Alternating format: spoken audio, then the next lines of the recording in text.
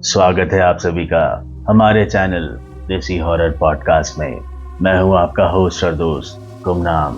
तो बिना देरी किए शुरू करते हैं आज का डर का सफर। मनीष आज अपनी पढ़ाई पूरी करके अपने गांव वापस जा रहा था। गांव से शहर वो ग्रेजुएशन करने गया था और आज अपने गांव वापस लौट रहा था। उसने स्टेशन जाकर ट्रेन पकड़ी और बस यही सोच रहा था कि कितने वर्षों बाद मैं अपने घर वापस जा रहा हूँ। मनीष को अपने माता पिता और भाई बहन से मिलने की बहुत उत्सुकता थी। ये सफर लंबा था, इसलिए मनीष ने थोड़ी देर अपने मोबाइल में गेम खेला और कुछ ही घंटों के सफर के बाद आखिर मनीष अपने गांव, जो कि पंजाब का एक छोटा सा गांव था, वहां पहुंच गया। गांव पहुंचते ही मनीष को एक जबरदस्त झटका लगा, क्योंकि आज मनीष के मामा की मौत हो गई थी। मनीष के मामा की आंखें अंदर जा चुकी थी और जीभ बाहर लटक रही थी। चेहरा भी देखने में लग रहा था जैसे बिल्कुल लाल पड़ा हुआ हो। थोड़ी देर के बाद मनीष का परिवार पूरे गांव के साथ सभी लोग उसके मामा को शमशान घाट लेकर गए। अंतिम संस्कार पूरा करा और मनीष बहुत थक गया था इन सब में। अंतिम क्रिया पूरी होने के बाद परिवार और उस गांव के लोग जो शमशान घाट से वापस लौट रहे थे, वो एक बस में बैठ गए। वो आपस में यही बातें कर रहे थे कि अब ना जाने किसकी जान लेगा ये। पिछले 2 साल में अब तक 300 लोगों की मौतें हो चुकी हैं इस गांव में। मनीष बस की सीट पर बैठे हुए उन सब लोगों की बात ध्यान से सुन रहा था। सबकी बात सुनकर मनीष तुरंत बोला, कौन और किसकी जान लेगा? तभी पीछे बैठे एक बुजुर्ग आदमी ने मनीष को बताना चाहा, लेकिन तभी मनीष के पिताजी ने तुरंत उस बुजुर्ग आदमी को मना कर दिया और कहा, कुछ नहीं मनीष बेटा, कुछ नहीं, तुम आराम से बैठे रहो। और सभी को मनीष को कुछ बताने से मना कर दिया उसके पिताजी ने। मनीष बैठे बैठे बस यही सोच रहा था कि ऐसा क्या है वहां और ये सब किसकी बात कर रहे हैं और किसने 2 साल के अंदर इस गांव में 300 लोगों की जान ले ली है। मनीष इसी उधेड़-बुन में था, तभी बस सभी को लेकर गांव पहुंच गई। मनीष घर में आकर इस बात को वो अपने दिमाग से नहीं निकाल पा रहा था कि आखिर क्या है ऐसा जो इतने लोगों की जान ले चुका है। मनीष ने तब अपने घर में सबसे पूछने की कोशिश करी, लेकिन मनीष को किसी ने कुछ भी नहीं बताया। मनीष ने सोचा, गांव जाकर इसका पता लगाता हूं। तभी अगले दिन मनीष ने गांव में कई लोगों से इस बारे में पूछने की कोशिश करी, लेकिन किसी भी व्यक्ति ने मनीष से इस बारे में बात नहीं करी, क्योंकि मनीष के पिताजी ने सबको मना किया हुआ था। इसलिए किसी ने भी मनीष को कुछ भी नहीं बताया। आखिरकार गांव के आखिर में एक ताऊ जी रहते थे। मनीष ने उनसे पूछा तो उन्होंने मनीष को बता ही दिया। ताऊ जी ने कहा, इस गांव को श्राप मिला हुआ है और वो श्राप अब सबको बारी बारी मार देगा। वो किसी को भी नहीं छोड़ेगा। अब सबकी मौत एक ही तरह से हो रही है। आंखें अंदर चली जाती हैं और जीभ बाहर लटक जाती है। चेहरा बिल्कुल लाल हो जाता है और व्यक्ति की मौत हो जाती है। एक एक कर सबका नंबर आएगा। इन लोगों ने पाप ही ऐसा किया है, उसकी सजा हम सब भुगत रहे हैं। उस ताऊ जी ने बिना रुके ये सब बातें कह डाली। उस ताऊ जी की बात खत्म होते ही मनीष ने पूछा, कैसा श्राप और क्यों मारेंगे? कौन है ये जो सबको मार रहा है? मुझे बताओ। मनीष के बार बार पूछने पर फिर उस ताऊ जी ने बताना शुरू किया कि आज से लगभग 2 साल पहले गांव में कुलदीप और पूजा की मौत हुई थी। उसी का खामियाजा आज हमारा पूरा गांव भुगत रहा है। ताऊ ने अपनी बात जारी रखते हुए कहा, आज से 2 साल पहले इसी गांव में रहने वाले कुलदीप को पूजा से प्यार हो गया था। दोनों एक ही गोत्र के थे, इसलिए गांव वालों ने दोनों को समझाने की बहुत कोशिश करी, क्योंकि गांव की परंपरा के मुताबिक एक ही गोत्र के लड़का लड़की भाई बहन होते हैं। गांव का माहौल बहुत तनावपूर्ण हो गया था। ऐसा लग रहा था गांव 2 गुटों के बीच में बट गया है और दंगे हो जाएंगे, जो आज तक कभी नहीं हुआ था। इस गांव के लोग बहुत शांति और प्यार से रहते थे, लेकिन इन दोनों की वजह से गांव में बहुत अशांति फैल गई थी। लेकिन कुलदीप और पूजा को इन बातों से कोई मतलब नहीं था। वे अपने प्यार के माहौल में खोए हुए थे। उन्हें किसी से भी कोई मतलब नहीं था। वे कहते थे कि कुछ भी हो जाए हम दोनों साथ ही रहेंगे। आप लोग चाहे हमें गांव से निकाल दो, लेकिन हम एक दूसरे का साथ कभी नहीं छोड़ेंगे। लेकिन गांव वालों के दबाव की वजह से कुलदीप के घर वालों ने कुलदीप को घर से बाहर निकाल दिया। उसके बाद कुलदीप और पूजा गांव से दूर बाहर रहने लगे। लेकिन गांव वालों को तो माने इन दोनों की जान के पीछे ही पड़ना था। वह कह रहे थे ये जहां मिल जाएंगे हम उन्हें वहीं काट देंगे। तभी एक दिन गांव के बाजार में पूजा और कुलदीप दोनों एक ढाबे में बैठकर पकौड़े खा रहे थे। लेकिन होनी को शायद कुछ और ही मंजूर था, क्योंकि इनके प्यार के दुश्मन हर जगह मौजूद थे। तभी गांव के एक आदमी ने उन्हें देखा और गांव में फोन कर कर सबको बता दिया। ऐसा लग रहा था जैसे इनकी जान के कितने प्यासे थे सब लोग। फोन करते ही सभी लोग तुरंत बाजार पहुंच गए। उन लोगों ने तुरंत दोनों को वहीं दबोच लिया। कुछ लोग पूजा को घसीटते हुए ले गए और कुछ लोग कुलदीप को मारते पीटते घसीटते हुए ले जा रहे थे। वो सभी लोग इन लोगों को घसीटते हुए खेतों की तरफ ले गए। वह सब लोग इन दोनों को ऐसे पीट रहे थे जैसे इनकी जान लिए बिना नहीं मानेंगे। उन दोनों को सब गांव वालों ने मार मार कर अधमरा कर दिया। खेतों में कोई डीजल से भरा हुआ कनस्तर लेकर आया हुआ था।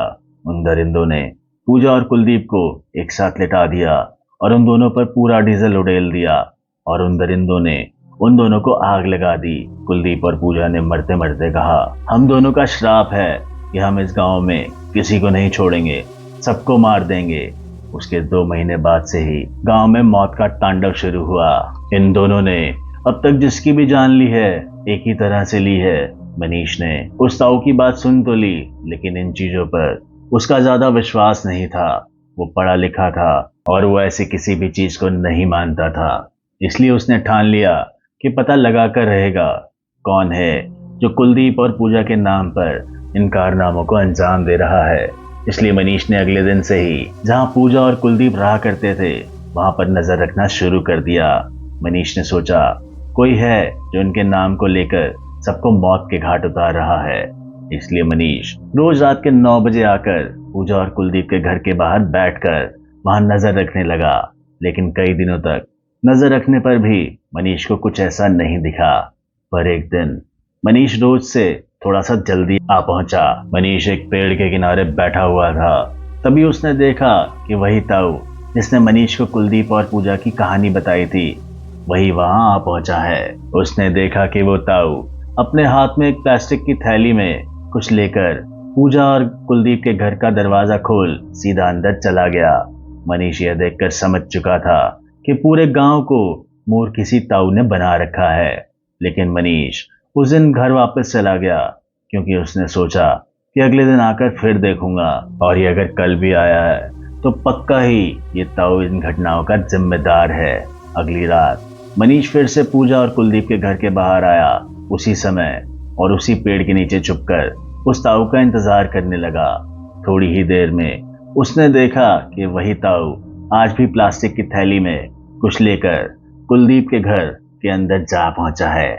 मनीष को अब पक्का विश्वास हो चला था कि सारी मौतों का जिम्मेदार यही ताऊ है। उस दिन भी मनीष वहां से चला गया और फिर तीसरी रात को मनीष अपनी पूरी तैयारी के साथ आया। मनीष सोचकर आया था कि इस ताऊ का तो आज मैं काम तमाम कर कर ही रहूंगा।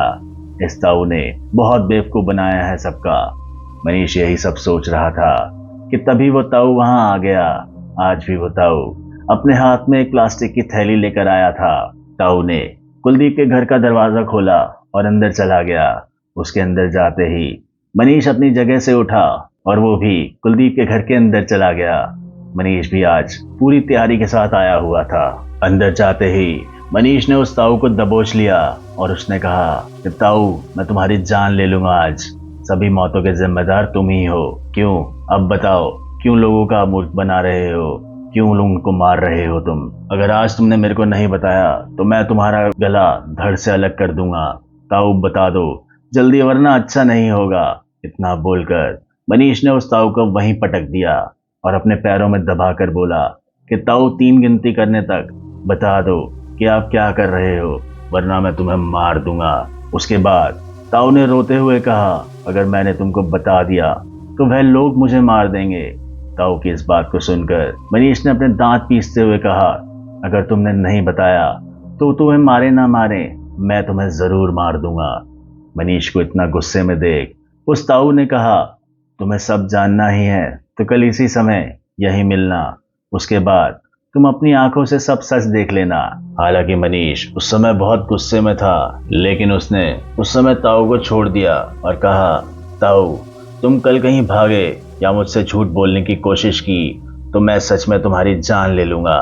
इतना बोलकर मनीष ने उस ताऊ को छोड़ दिया और वहां से अपने घर चला गया। कल यानी अगली रात मनीष 8 बजे ही कुलदीप के घर के बाहर आकर खड़ा हो गया और थोड़ी देर में उसने देखा कि वो ताऊ आ रहा है और उसने आज भी अपने हाथ में एक प्लास्टिक की थैली पकड़ रखी है और उस थैली में वो कुछ बांध कर ला रहा है। ताऊ ने आज मनीष को देखते ही कहा, चलो अब मेरे साथ। इतना बोलकर वो कुलदीप के घर के अंदर जाने लगा।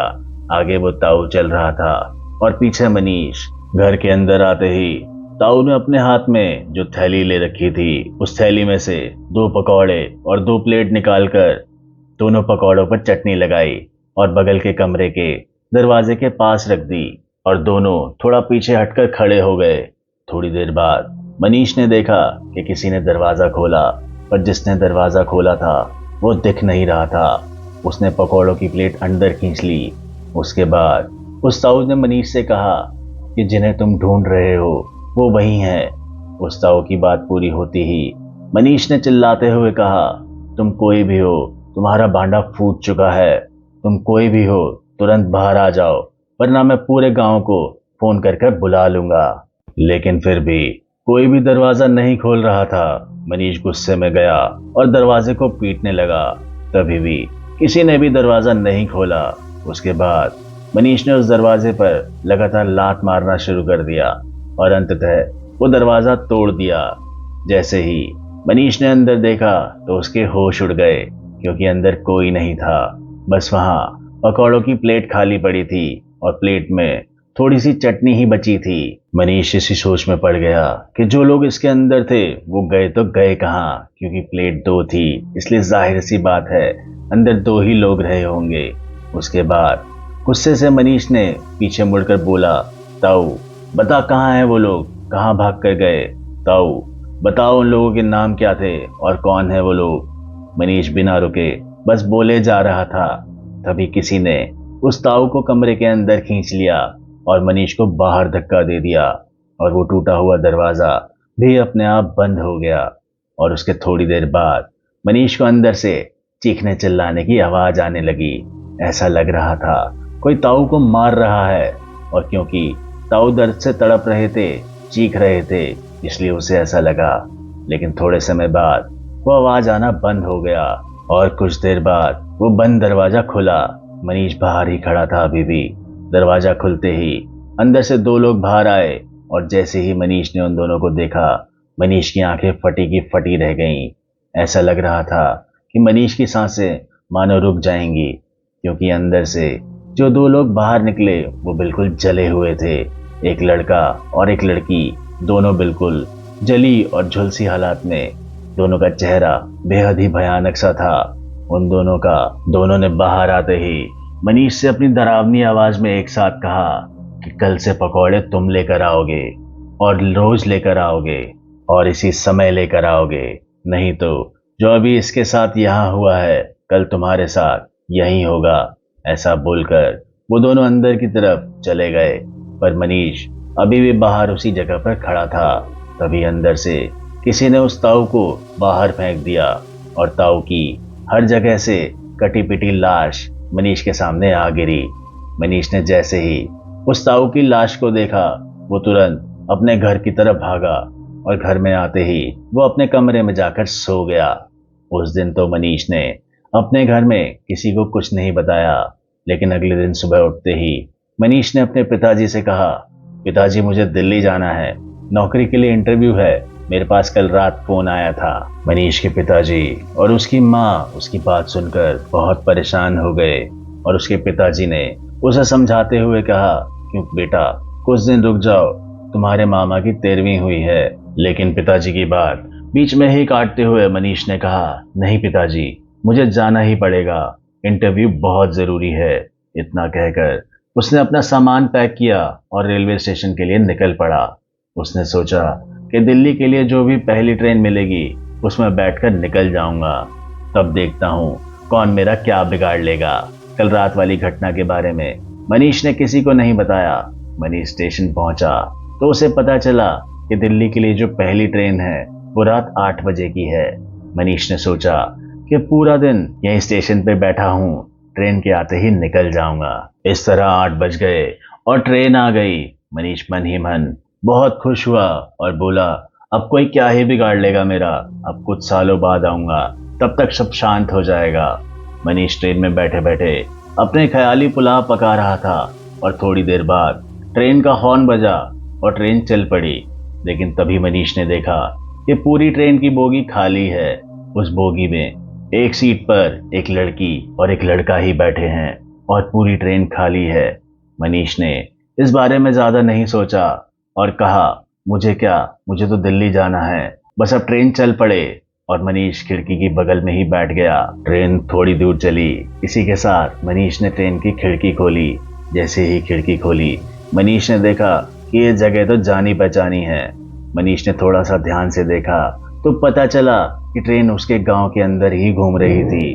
जैसे ही मनीष को यह समझ आया तो उसके होश उड़ गए, क्योंकि उस गांव में कोई रेल की पटरी तो दूर की बात है, गांव में आज तक किसी बस ने भी एंटर नहीं किया था। अब ट्रेन पूरे गांव के अंदर अंदर घूम रही थी। मनीष ने सोचा, क्या पता ये कोई मेरा सपना हो, इसलिए उसने अपने आप को जोर जोर से थप्पड़ मारे। तभी मनीष के पास एक पकौड़े बेचने वाले आया और उसने मनीष से कहा, साहब ये लो 2 पकौड़े पैक कर दिए हैं, इनमें तीखी चटनी भी डाल दी है, ले जाओ, इसे अभी भी टाइम है, टाइम पर पहुंचा देना इन्हें। उस पकौड़े वाले की बात सुनकर मनीष की हालत खराब हो गई। मनीष सोच रहा था इसको यह सब कैसे पता चला, लेकिन फिर भी मनीष ने उसकी बात नहीं मानी और गुस्से में बोला, मुझे नहीं जाना कहीं, पकौड़े लेकर, तुम्हें इतना शौक है तो तुम ही चले जाओ। उसके बाद मनीष दांत पीसते हुए बोला, अब जाओ यहाँ से। लेकिन पकौड़े वाला पकौड़े को मनीष के पास रखकर चला गया और जाते जाते मनीष से बोला कि साहब मैं आखिरी वार्निंग दे रहा हूँ, ये पकौड़े लेकर जरूर चले जाइए, अगर आपको जिंदा बचना है तो। देखते ही देखते वो पकौड़े वाला वहां से गायब हो गया। मनीष ये देख भौंचक्का रह गया कि यकायक ये पकौड़े वाला कहाँ गया। फिर उसने अपने साथ रखे पकौड़ों को देखा। उसने पकौड़ों को उठाकर ट्रेन के बाहर फेंक दिया। जैसे ही उसने उन पकौड़ों को ट्रेन के बाहर फेंका, सामने बैठे लड़का लड़की का मुंह एकदम बदलने लगा। उनका मुंह एकदम जले हुए से हो गया था। मनीष ने देखा कि ये कुलदीप और पूजा ही थे। मनीष बहुत ज्यादा घबरा गया और ट्रेन में इधर उधर भागने लगा। एकाएक कुलदीप ने उसे गर्दन से पकड़कर उठा दिया और उसकी जीभ बाहर आने लगी। इतने में पूजा ने उसकी दोनों आंखों में उंगलियां घुसेड़ दी और मनीष वहीं तड़प तड़प कर मर गया।